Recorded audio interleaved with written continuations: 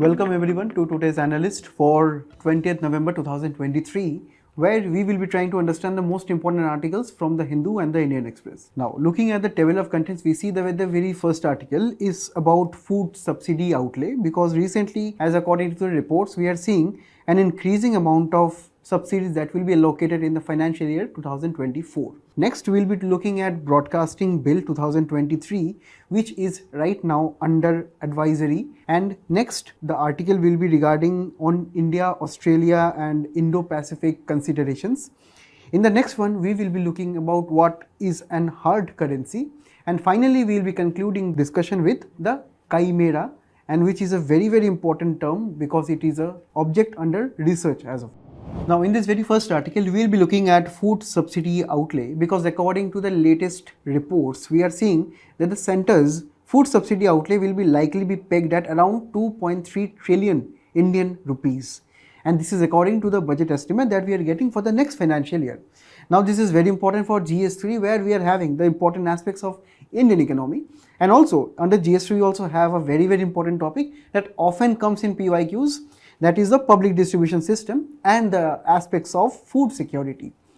Now, before going into the very details of budget outlays, let us first discuss some of the very basics of this. Now, according to 2022 to 2023, the centre allocated around 5.2% of its total budget to country's food security requirements. And let me tell you, food subsidy is one of the largest subsidies which have been provided by India over the last 20-30 years. Now, it belongs to the top 5 areas under which government gives subsidies to. The top 5 areas are food subsidies. Then we also have defense, transportation, transfer to the states and pensions, which accrue major amount of government expenditures. We have to understand the amount of food subsidies that are given in India. They can be classified into 3 aspects. First, the first aspects can be classified according to the producer subsidy, that is actually given to the farmers in accordance with the MSP or minimum support price that is paid for their crops.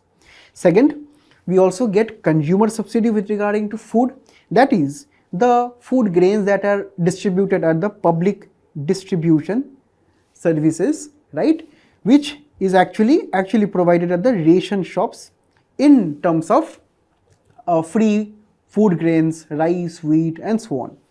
Also, we have various other maintenance costs and administrative costs, because we have to understand to collect the amount of food, to actually amount of give the MSPs to the farmer, the government also has some administrative cost and maintenance too. So that is also included in this subsidy. And we have to understand that is amounting to around 2 trillion Indian rupees as of now.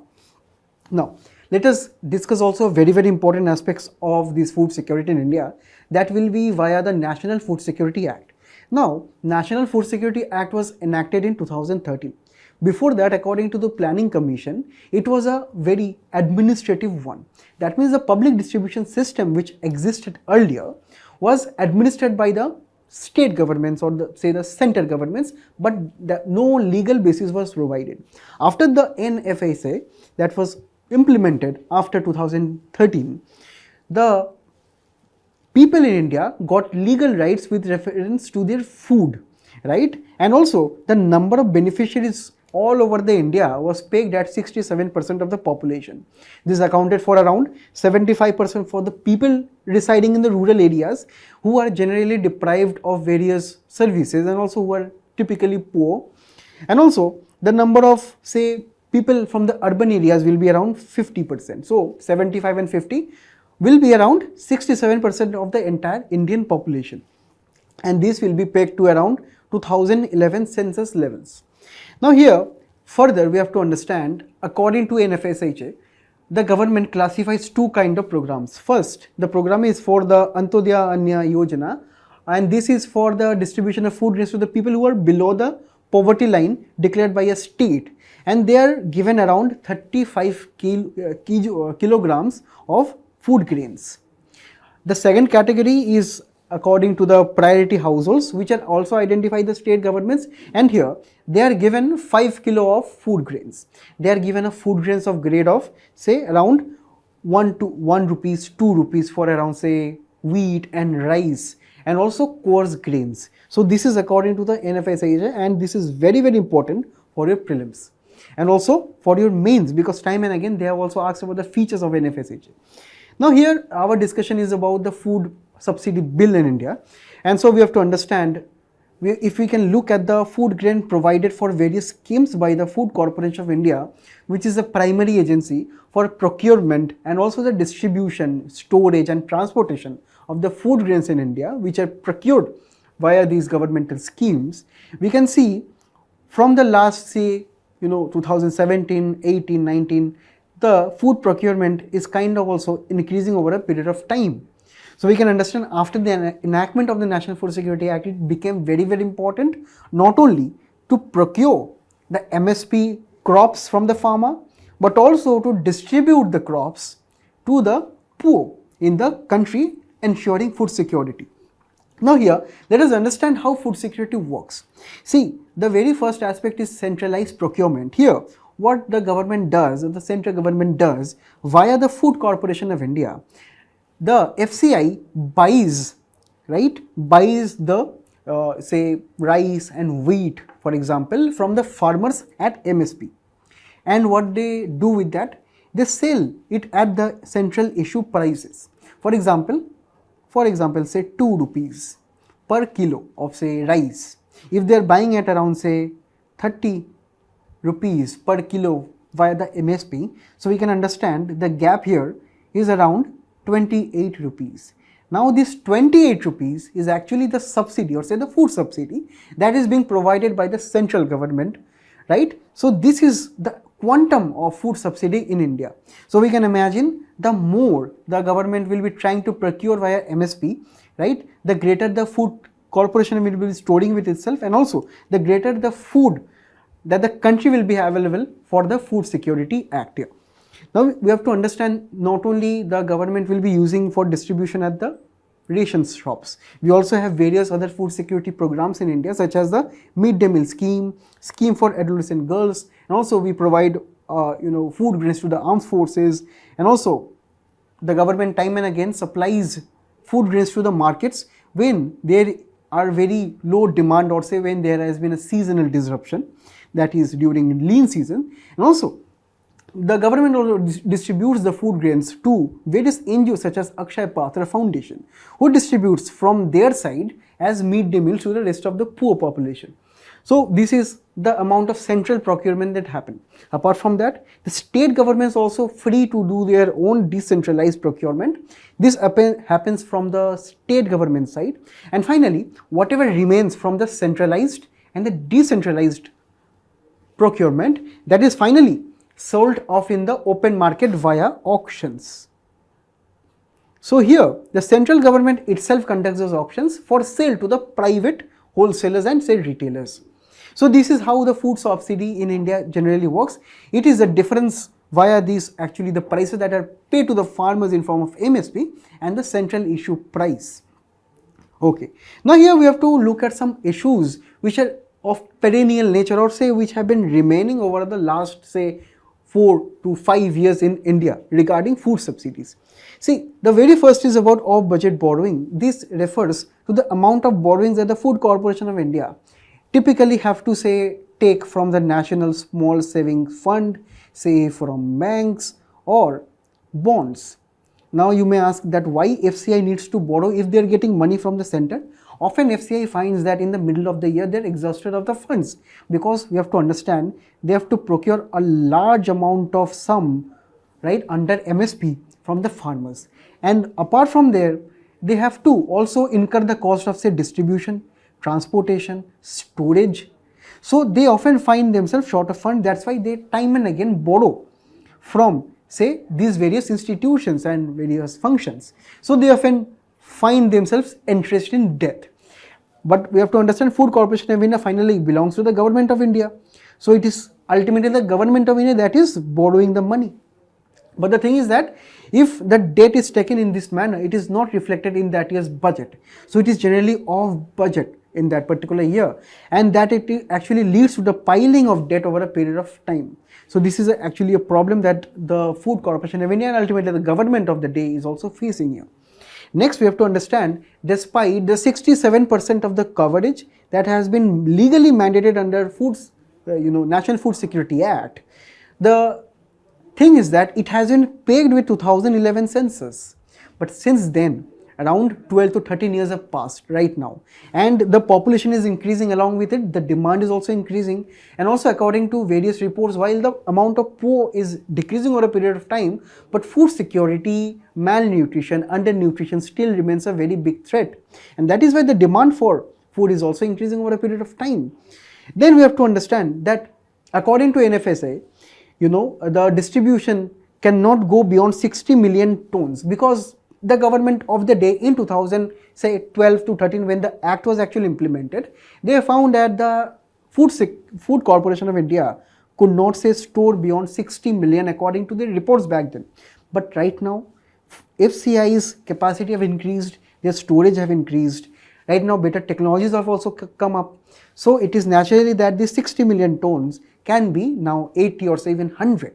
So that is why we must also increase the amount of procurement that can take place at the FCI, right? So this is also one of the reasons why the coverage is not that much, right? So that is the reason. Then we have to understand 67% is a mandated figure, but in practice, in real life, around only 59% are actually covered under the act. Now, because we have to understand, around 100 million people are actually excluded, because there is one big reason for that. Before the introduction of Niti Aayog in India, it was a planning commission.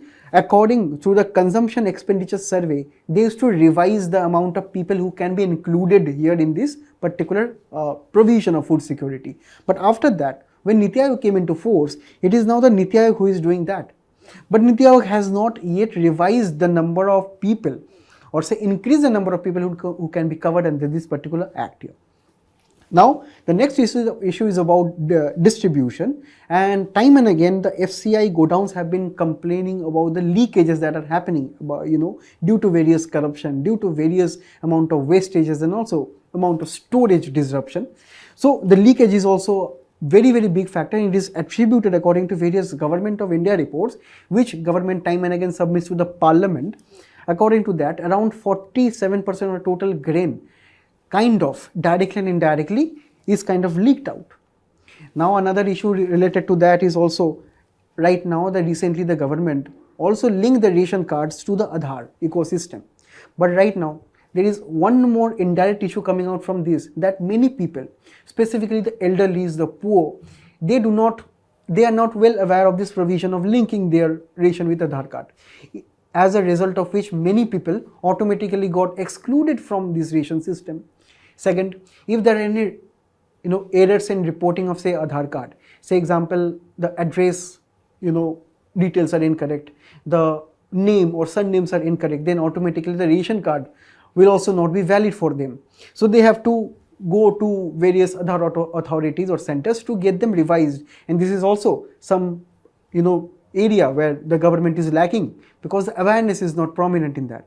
And according to this, there have been also many deaths that have been reported due to this particular provision.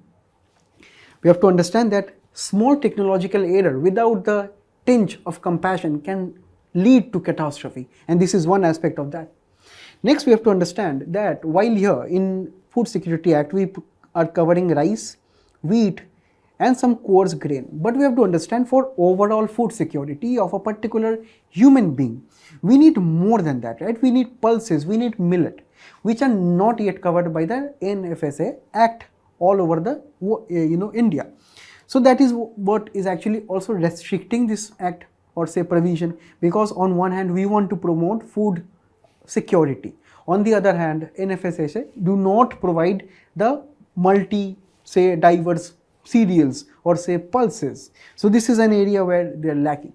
Now, one of the dilemmas that are associated with millets and pulses is about their storage capability of the millets, because generally millets are more perishable than rice or wheat. Now, when it comes to pulses, we import pulses more, so it can also lead to more and more import dependence on rest of the world. So these are some dilemmas, but according to various experts, these are some dilemmas which can be sorted out, because these must be included in this particular provision.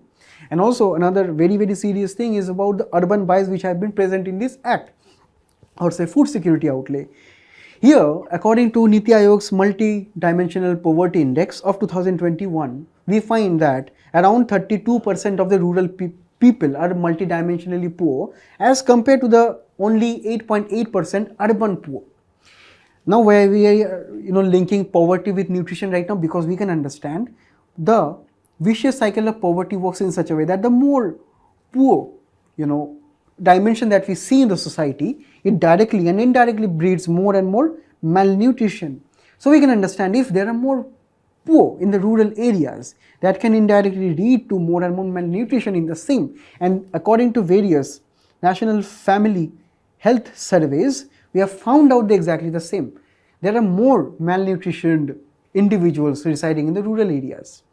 And finally, there are also procurement issues such as wastage and transportation issues. For example, the amount of crude oil prices are rising, that is leading to increasing cost of transportation. Finally, this is fueling into the increasing cost of, say, subsidies for the government, that is putting a strain on the government purses. So here, there are some observations to be made. Finally, according to the last financial year of 2023, or the which is going on as of now to 22 to 2023, the central allocated around 2.06 lakh crore for food subsidy, right? And this is actually only about 97%. That means around 3% has been the decline over a period of time, or say a period of 1 year in this food security, subsidies. Now, the decline has been mainly attributed because the government is right now paying back the loans that it took, say, since 2016. So that is, maybe this 3% can be attributed to. In no way it signals that the government is spending less on the food security provisions. So this means that the government is actually paying back. But we have to understand, in the next financial year, that is of 2024, we have to understand that there can be a likely rise in food subsidy by around 7%. Because right now we are seeing that the Pradhan Mantri Garib Kalyan Anna Yojana, which was actually introduced in the 2020-21 COVID pandemic to provide 5 additional kilograms of free grains to the poor affected by the pandemic, and after that it was actually subsequently extended more, and right now it is expanded for more 5 years. And this provision of providing 5 kilograms of more food grains is also very putting pressure on the public purse. This is why it is also expected to raise the food subsidy bill. Second reason is that the MSP of the wheat is increasing over a period of time. It has increased by around 7.05% as of this year. Mainly it is attributed to the new policy of calculating 50% more profits over the computed cost. This is actually a new policy which was introduced for this MSP, right, for this wheat crop, and also for some specified crops which will be devised from the government time to time. So according to the new policies, the government is now paying more and more to the farmers for MSP. And this is also seen as a political dividend right now, because many states are going into poll, and also the national elections are due next year. Apart from that, we have to understand, while this increase in food security is a kind of a mixed bag, because on the one side the government purses are being strained, on the other side the food security imperative of the nation is also being addressed. But apart from this, we need more important reforms, such as addressing the issues which we have already discussed over the last pages. Also, we have to understand the One Nation One Ration card, which is being implemented as of now. We have to solve the amount of issues that are rising out of that. For example, the Aadhaar issue that we have faced, because we have to understand, according to various economists such as John Rawls, who say that the One Nation One Ration card is the imperative of the people, because people can use their ration card anywhere in India, or say in urban areas, or say in rural areas, irrespective of their present state of residence. That is a good thing. But we have to also sort out the technological constraints. Next, we have to understand that while the food security subsidies in India are only of kind, that means we are providing the people grains, food grains, right? That is a kind of distribution, or distribution as a form of goods directly to the people. We can also give a cash transfer to the people, or we can also follow a hybrid model where a part of the subsidy can be given as kind and a part can be given as a cash. While these are the things that the government must be discussing over a period of time, but this is the need of the day as of now related to food subsidies. The next is about the Broadcasting Services Regulation Bill, because right now there are many critics which are, looking at the provision of this bill, and they are saying that the proposed regulations can have diverse views and also diverse implications for the broadcasting sector. This is important because in GS2 we have important aspects of governance. Now, when we discuss this particular issue, we need to also discuss a particular act that is prevalent in its place in India as of now. The act is the Cable Television Networks Regulation Act of 1995 under the purview of the Ministry of Information and Broadcasting. Now, this is the act where it consults or consists of various stakeholders such as cable operators, broadcasters, advisors, and also consumers. Because we have to understand the ecosystem of broadcasting is huge, right? It consists of TV, radios, and right now it also consists of, say, over-the-top platforms such as Netflix, Amazon Prime, and so on. It also consists of, say, digital advertisements, digital news platforms, and so on. So we have to understand, while these are mediums of, say, communication as a form of broadcasting to the people, so the government of the day back then in 1990s, when the liberalization of Indian economy took place, when the advent of radio and television was increasing over a period of time, the government then felt an act would be very, very necessary to concern the stakeholders, to concern cable TV operators and so on, because they need to promote competition in this particular area. Because we have to understand the television service, for example, right? It consists of various channels which people would watch for entertainment, and there will be various advertisements which will be provided. At the end of the day, this television service will be provided by some operators who will be providing these services for a fee or for a profit that they would expect. And also there are various other stakeholders involved here. That is why the government thought of regulating them via an act. And here, to promote competition, this act was introduced, and also to regulate the content and the distribution of the content. Finally, we have to understand it is the public or the consumers of the day that will be consuming these broadcast services. So the content of the day should also be regulated, that the content must be moderate, it should not, say, sensationalize the rest of the people, it should not be divisive, it should be inclusive, right? So that is why this act was introduced.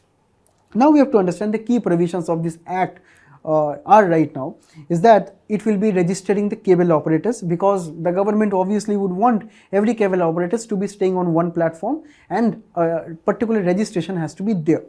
Then it will be designing, as of now it is having a program code for various channels, for various broadcasting mediums. Then it is also having an advertisement code. The codes generally refer to the standards or procedures that should be followed by various broadcasters while they are displaying their services.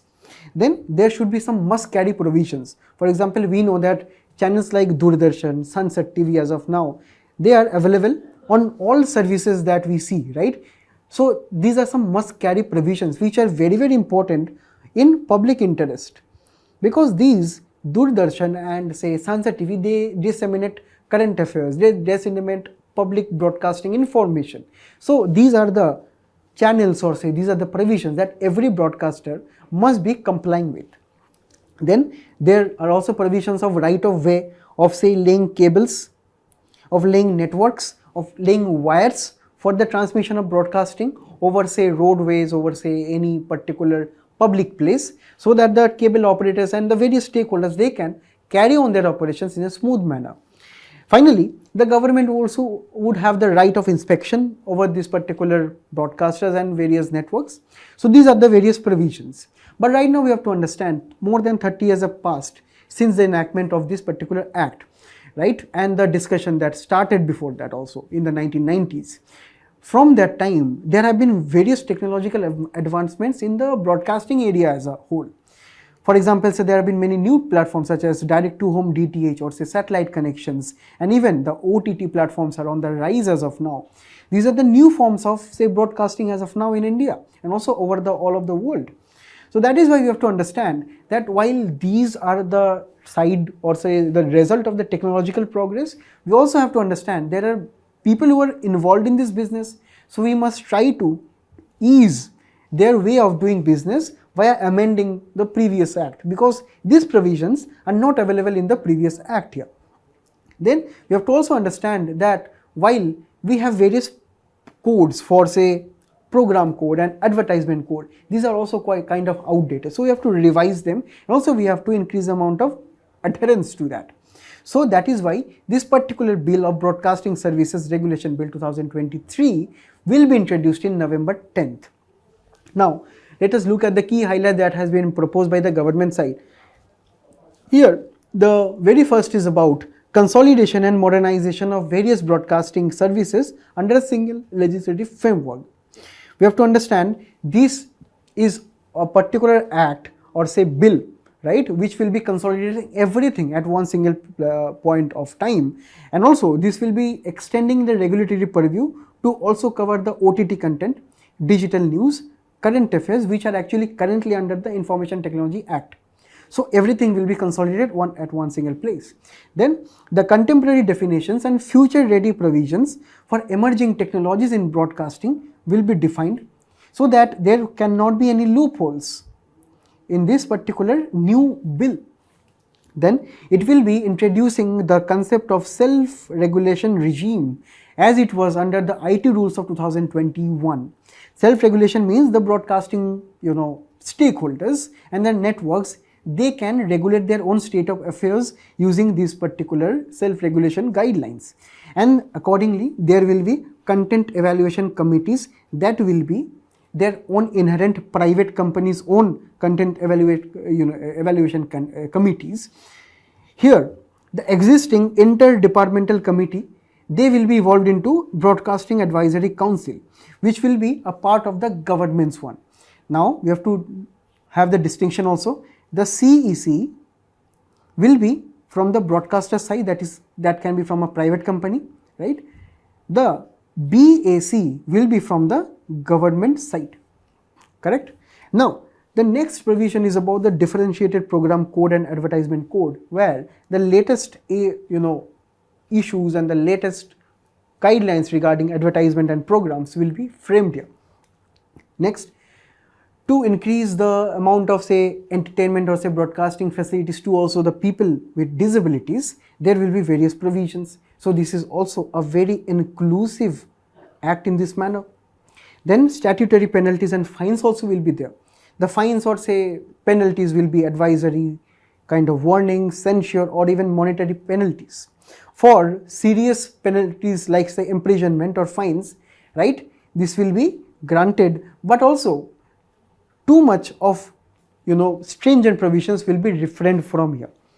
And also the punishment which will be given will be equitable. That means while giving the punishments or while giving the various fines and fees, the government of the day will be considering also the financial status of the broadcaster. It will be looking at its investment and turnover ratios for determining the amount of penalties too, so that even the small broadcasters do not feel the amount of fees and fines. Then we have to understand the amount of infrastructure sharing that should be taking place between two broadcasting companies, then platform services, and also the right of way should be also be revised in this particular bill. And also this is establishing a new dispute resolution mechanism where the various disputes between the broadcasters, between the consumers and the broadcasters, they can be brought into light. Now here there are various opinions regarding this particular bill. The very first is regarding that we have to understand, while this is a very good provision of maintaining a light touch mechanism of self-regulation, so that we are letting the companies to regulate themselves, regulate the content themselves. This is actually very similar to IT rules 2021 that was actually discussed earlier too. It is actually instilling a greater sense of responsibility and accountability that the companies can themselves keep and the consumers can be themselves be aware of. Here we have to understand the government mandated that we have to, or say the broadcasting companies have to make public the names of the people who would be there in the CEC or content evaluation committees, that is their own within their own organizations. If their names are actually, or say personal details are published in the public domain, it can be that the very officials in the CEC, they can be targeted by the people of the day, because we have to understand that Indian broadcasting scenario is such that even small amount of sensational issues can lead to big scale of riots too. And if a particular CEC has approved some content in a particular channel or in a particular digital media or OTT platform, it can result in widespread, violence and anger too. It can lead to personal harm and injury too. Then the next issue is about independence and overlap of the Broadcast Advisory Council, because we have to understand while there are some provisions from the IT Act too, it is to be seen how this particular council will be evolved into. This will be still debated in the parliament, so let us see how this particular provision will be playing out. And also there are a few grey areas, particularly to OTT platforms and satellite services. The very first is about the safe harbor provision under section 79 of the IT Act. It generally says that if a particular third party is publishing any external link on say any external media or say any external, say for example movies on the OTT platform, that a OTT platform will not be responsible for anything that will be portrayed in the particular film, because it is just hosting that film. So that is the provision of safe harbor that is actually presented in the IT Act to this OTT and this satellite services. So it is begging the question, will the OTT services be outside the purview of this act? So this is one question that they have to address. Finally, the term also company has not been defined properly in domestic terms and conditions. Can it be also be said that the foreign person and foreign companies will be outside the purview of the definition of person which have been defined in this particular act? So these are some questions which the parliament and the lawmakers they have to regulate. And also finally, the CEC which will be certifying the content that will be published on their platforms or say on their broadcasting medium, right? So they will be having the final word on say approving any content. So will that restrict the artistic freedom of say the producers, directors and actors who will be involved? So that is also the question. So all these questions will be addressed subsequently, because right now the government is kind of inviting feedback from the industry within 30 days from the date of release of say 10 November of this bill.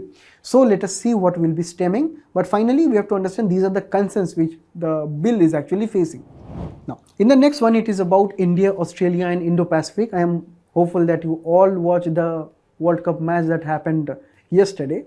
Now this is a different context right now. This is the context is regarding to the upcoming Quad Summit, which is also expected to host the 2+2 ministerial dialogue between India and Australia. The 2+2 ministerial dialogue will be taking place between our foreign minister and our defense minister with Australia's foreign and defense ministers. So this will be the meeting that will be taking place in the broad contours of the Indo-Pacific region. This is very important for GS2. Specifically, we have bilateral interests and groupings regarding India's interests. Okay. Now here let us first go through the relations between the two nations. See, India and Australia goes back very far back from 1940s when the India Trade Office at Sydney was established. From say 2009 to 2020, the India-Australia relationship was more strengthened because in 2020, the relations between the two nations were upgraded to comprehensive strategic partnership. Now we have to understand why this has been enhanced, because India and Australia, they share the Indo-Pacific waters, and Indo-Pacific waters or say region is very important for the world trade right now. Specifically, it is also more important because China is becoming more assertive in the region. More important is the fact that both countries are part of the Quad. The Quad is a quadrilateral framework which consists of the West, that is the US, and also India, Australia, right, and Japan too. So this is the Quad framework that the both countries are actually part of. And finally, the 2+2 biennial meetings also take place between the two nations. So on the strategic front, these two countries are taking the relationships forward. With this present meet, this is also bolster the particular ties. Now when we come to the economic and commercial relations, we have to understand, according to 2022 to 2023, Australia is the 13th largest trading partner of India. It is very important partner of India. India imports what? Gold, coal, copper, lead, etc. apart from the various critical minerals that is also expected to be signed recently in the 2+2 meeting. Then Australian economy and Indian economy has common framework of economic cooperation and trade agreement, ECTA, with among themselves, which was signed in 2022. Further, these two countries are hopeful of the negotiations which are taking place for comprehensive economic cooperation agreement, which will be elevating this ECTA. So the talks are going on as of now.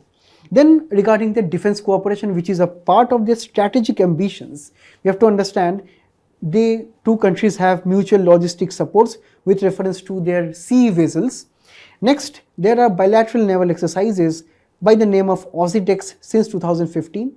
From 2018, the Indian Air Force also participated for the very first time in exercise Pitch Black in Australia. And also, as of now, as of 2020, we have to understand the Australian Navy participated in the Malabar exercise, in which US and India is also a part of. Now we have to understand that all these defense, economic and strategic relationships come also at the very convergence of science and technology partnership between the two nations too.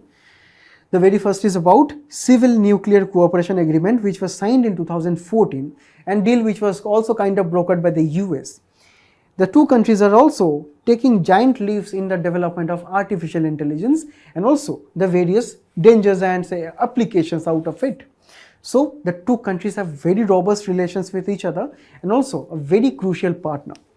Now, when we turn our heads to the Indo-Pacific region, we have to understand this is an area in which we have most of the population of the world residing in, and also the area which will be the future market of the rest of the world, along with the highest amount of population of the world. Now we have to understand that in this particular region, it is China which is becoming very, very aggressive, not only territorially with India, with say the various nations in South China Sea such as Philippines, in East China Sea with Japan, in the near proximity with Australia, in the far proximity with the US. China is becoming very, very aggressive both militarily, economically, right? And that is why we have to understand, also appreciate the economic and sheer size of China too. No Asian countries, we have to appreciate that no Asian country with itself, with its own vigor, can counterbalance China. And that is why we have to understand we have to bring the US and the West into this picture. And that is a broader aspect of India's and Australia's aspirations too, that it has to acknowledge the role of US in Indo-Pacific, because this is also a region where US directly and indirectly shares. Also, US has larger ambitions of tackling the rise of China too. So we have to understand it should be a concentrated and conscious effort on both of the sides to keep USA involved. And let us now look also at Australia's ambitions in that. If you can see, Australia is present here, and also there are various small island nations or small island developing nations, which are popularly they are known as. These SIDS nations are dependent on Australia for various aspects such as economical aspects, military aspects, and right now they are also dependent for climate aspects too, because related to climate change they are expected the sea level rise, right? And that is why the Australia nation is also engaged with various nations. In this example, we have Tuvalu. And Australia, they have signed various agreements in which the Australian government will be looking at various aspects of say their coastal adaptation program and also the climate refugee exchange program with Tuvalu. But here China is also not leaving any ground. China recently signed some agreement with the Solomon Islands, right? And in exchange it gained various strategic avenues. Insofar it is also said that Huawei, which is China's 5G technology provider, a private company, it has also signed various facts with the capital city of Honiara of Solomon Islands. Now we have to understand this is a very migratory approach by China of doing so, because we have to understand Australia, because Australia is in the neighborhood of Indo-Pacific, right? And Australia has very historical and cultural and people-to-people ties with these islands. Now if China is coming with their cash, with their debt, with their strategy, it is not good for the region. And that is why India must also becoming active in this region. See, we have to understand that for New Delhi, that is India, it must be preventing close strategic partners in the region, say like Germany, France, Australia, Japan, US, which are kind of against the camp of China. But then also, India must not let these countries, or say countries which are actually friendly and strategically oriented to us, to be in conflict in the Indo-Pacific. Because we have to understand, Indo-Pacific is a region where India belongs to. So India must be mature enough to face of its own issues here, right? It must not be bringing the US or say the other West too much in the region, though we have to appreciate that no Asian country alone can combat that. India can do this how? India can create or say various amounts of say negotiations with these countries. Specifically, if India can broker good relations with Australia, and Australia can directly influence the small island developing countries in the particular region, India and Australia can have this partnership of deliberating or seeing a larger Indo-Pacific vision. Now, India is a part of this forum for India-Pacific Islands cooperation, where India can negotiate with these countries, small countries, so that it is, warding off China's threats. Next, India also imparts various services to the countries that are present here, such as training and offering skill development, financing of medical infrastructure, cooperation in digital and information technology. So you name it, India is also doing the same thing in this particular region. But we have to understand that diplomatic relations with say countries like Fiji, Kiribati, Tonga, Tuvalu and so on, India is not having direct missions or say consulates with these nations. So India, to combat China, they must directly outreach to these nations of setting direct missions there. So we have to understand the way ahead for regional security here is that firstly we have to understand that while China is using economic debt or say the economic opportunities to lure these Pacific countries, and even we have to understand the regional comprehensive economic partnership agreement that China was a very big favor of and India did not join it so far. Australia and Japan is a part of it. So China is indirectly making these nations, which are also part of our camp, directly dependent on China through these agreements. So we must be bringing awareness to these particular provisions. Then the Belt and Road Initiative of China is also trying to promote the same of say extending infrastructure to these particular nations. Then China's recent 14-point demands to Australia signifies that China is being assertive in this particular region. And that is why India and Australia have two kind of choices in this region. First, it can depend obviously on the West, because the US involvement in this particular region is also very active. Second, it must also take the lead. India and Australia can also take the partnership of say Australia, of say bringing in the rest of the Europe to give an alternative to the US model too, because at the end of the day we also understand that too much of US involvement in domestic affairs or say the foreign affairs of a country is also not good, as was seen before the 1990s. Then we have to understand that while engaging with Australia economically, Australia's comparative strength in raw materials, critical minerals, innovative research, right, they can be coupled with India's labor-intensive industries. So in here, while India and Australia are a part of this supply chain resilient initiative, and also Japan is also a part of this, we have to understand the supply chain of critical raw materials is very, very important for the development of clean energy, right, electronic components, semiconductors. So China must be combated with this particular initiative between Australia, India and Japan, and the economic cooperation must be taken forward, and this is why the two countries are negotiating on the CECA aspect as of now. Finally, while Australia is negotiating with various countries like Tuvalu to settle its climate issues, internal security issues, economic issues, Australia must ensure that it does not fall into the trap of neo-colonialism or Australia say not respecting the sovereignty of countries like Tuvalu. So here India must also play an indirect role of convincing Australia to not say being a neo-colonial power in the next 10 to or say to 20, 30 years later.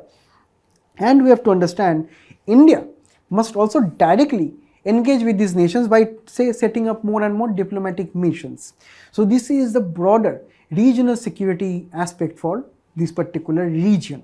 Now in the next one we will be discussing about a very important term which is known as hard currency, because according to Global Trade Research Initiative GTRI, India should become a middle income country first and then push to make INR or say Indian rupee a hard currency, right?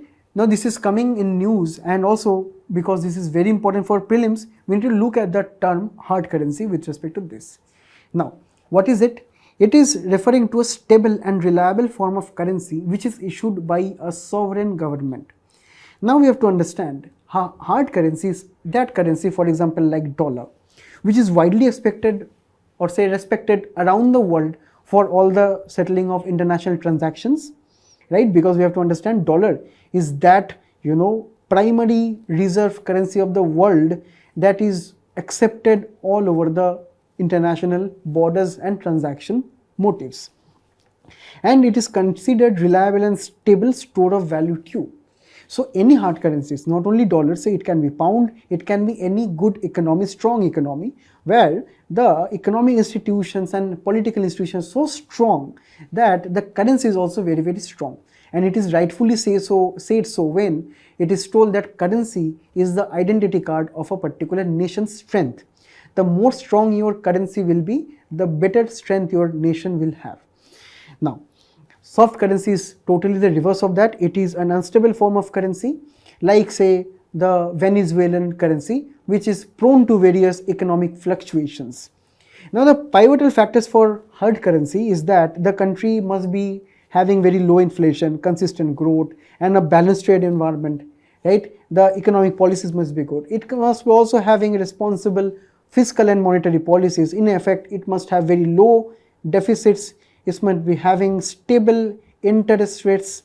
It also must be having political stability and not say regular coups or military or say civil wars. So these are all factors that can help India also become a strong or say having a hard currency. Now India's imperative here that India must not take steps to become a hard currency as of now. It is in that transition between soft to hard currency, but right now India is not at a stage because still now India is not even a middle income country. So first it must be achieving this target first. Next, it must be making local currency settlements. For example, with Russia, right now India is trying to have more settlements in Indian rupees. So let us have more with many other countries like say the UAE, the Indonesia, to have more and more countries with local currency. And finally, we must be also, according to Tarapore committee recommendations, first make rupee fully convertible and then go for hard currency, right? We have to understand this making rupee fully convertible is with reference to the capital account. And we have to understand when it is concerning capital account, we also have to consider the amount of volatility that is present abroad. So that is why the very first thing is reaching a middle income country status. First, let our economic fundamentals become strong. Then we can think about making our currency stronger and having the tag of hard currency. In the last article, it is about chimeras. This is an article in the Hindu, and according to a recent landmark study, scientists reported successfully regenerating a live chimera in non-human primate. Now chimera is a Greek mythology term which actually refers to a particular animal which has the head of a lion, tail of a snake, right, and a body or say wings of a phoenix. So this is a particular mythical creature which are having the features of different animals in one organism. The concept is similar here. It is at the genetic level, chimera is a single organism composed of cells of more than one distinct genetic makeup. In a sense, if you can look at this picture here, this is a picture of a budgeria. See, can you not spot two colors here? Either a budgie is a green or a say blue one, or say can be any other color. But here it is having a mixture of two colors. So it is having two pairs of different genetic makeups, right? Also, when you look at anglerfish, it is having symbiotic chimerism, or when the female and the male anglerfish mate together, their bodies fuse together and become one particular entity, which is very, very fascinating. Then also among human beings, we have the same thing. The potential cause for this particular chimera, the very first is about mutation, the genetic mutation that take place, right, from one cell changes and gives rise to a clonal population of different cells that is totally distinct from the last cell. This is actually a case of mutation too. And most often, this can be good or this can be bad. When it is bad, it is also taking the form of cancers too.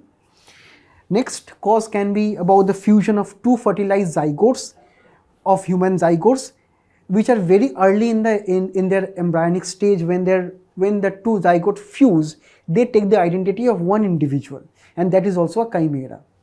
Next, when twin or multiple pregnancies happen and they evolve into a single fetus. When also twin say are ready to be born, but they are fused into one single fetus, that is also leading to chimera. Then there is also a term known as microchimerism. This essentially refers to a condition when, due to multiple pregnancies, the cells of the unborn child or the born child, they remain in the mother's uterus, and these cells are different from the mother's cells. This is actually microchimerism. Then there can be also chimerism related to transplants, such as bone marrow transplants. Bone marrow transfer give rise to, say, blood cells, and these blood cells can be totally different from the cells of, say, tissues of a particular individual that have gone transplant. So this can also give rise to two distinct kind of cells. And finally, solid organ transplants such as heart transplant, liver transplant, even say arm and everything, every human organ, they also have different cells in different donor and say recipient organs. So this is also giving rise to chimerism. But the thing is that this is a very good study for research which is going on. So far, rat, mouse, pig and cow, which are very, very distant evolutionary from human beings, we have done experiments on them. For example, the organ incubators that we have seen in the case of, say, growing human organs in organisms like pigs, that is actually successful as of now. But the thing is that when we use that pig organ, which has been, say, derived from human cells itself and grown in the pig, but when we are using that organ in human beings, it is not working for a long period of time because they are evolutionarily distant from us. And that is why, as of now, in the recent journal Cell, we find that non-human primates such as lion long-tailed macaques have reported positively to these trials. So it can be the thing that primates which are evolutionarily closer to us, they are having these good chances of having chimeras, and potentially in the future we can have healthy organs from them. So this was all for today. I thank you all for being a very, very patient audience. All the best for your studies till we meet again. Thank you.